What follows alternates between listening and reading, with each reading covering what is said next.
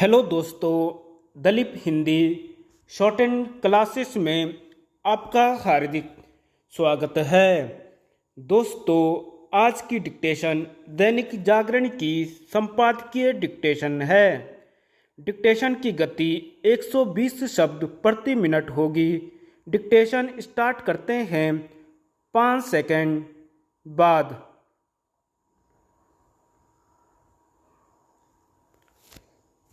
फंसे हुए कर्ज। रिजर्व बैंक जानबूझकर कर्ज न चुकाने वालों को लेकर नियमों में व्यापक बदलाव करने की जो तैयारी कर रहा है वह समय की मांग है। जानबूझकर कर्ज न लौटाने वालों के खिलाफ यथाशीघ्र कार्यवाही इसलिए होनी चाहिए क्योंकि रिजर्व बैंक के तमाम प्रयासों के बाद भी ऐसे लोगों की संख्या में कमी नहीं आ रही है जो कर्ज लेकर उसे चुकाना जरूरी नहीं समझते।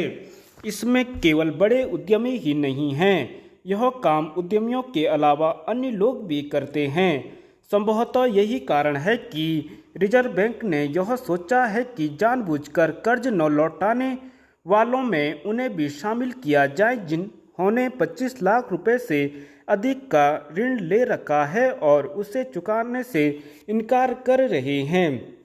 विलफुल डिफॉल्टर यानी जानबूझकर कर्ज न लौटाने वाले बैंकिंग व्यवस्था के लिए एक बड़ा बोझ है।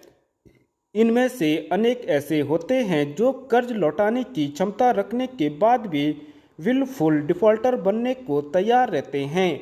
ऐसा इसलिए है क्योंकि ऐसे कर्जदार यह जानते हैं कि उनके खिलाफ कोई प्रभावी कार्यवाही होने में लंबा समय लग जाता है।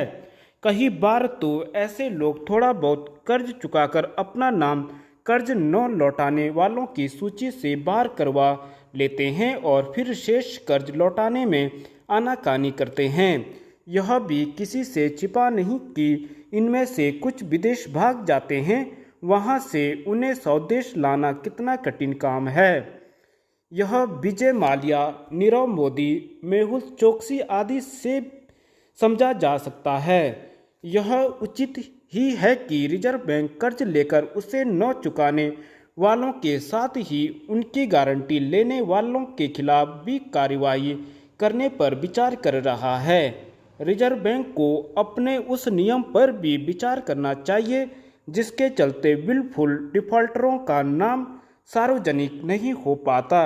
यह नियम एक तरह से बेईमानी करने वालों के हित में ही है। हालांकि फंसे हुए कर्जों के चलते बैंकों के एनपीए यानी गैर निष्पादित परिसंपत्ति में अच्छी खासी कमी आई है और घाटे में डूबे अधिकांश बैंक मुनाफे में आ गए हैं, लेकिन ऐसे मामले थमने का नाम नहीं ले रहे हैं जिनमें लोग कर्ज लेकर उसे चुकाते नहीं।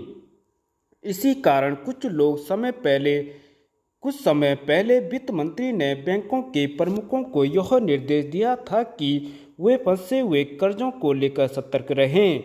आवश्यकता केवल इसकी नहीं है कि जानबूझकर कर्ज न लौटाने वालों की परिभाषा नए सिरे से तय की जाए, बल्कि ऐसे उपाय करने की भी है जिससे गलत इरादे रखने वाला कोई भी व्यक्ति कर्ज न ले सके।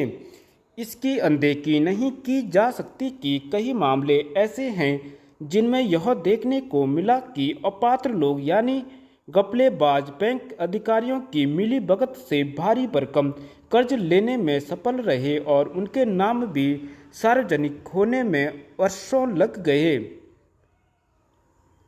रोपवे की पहल।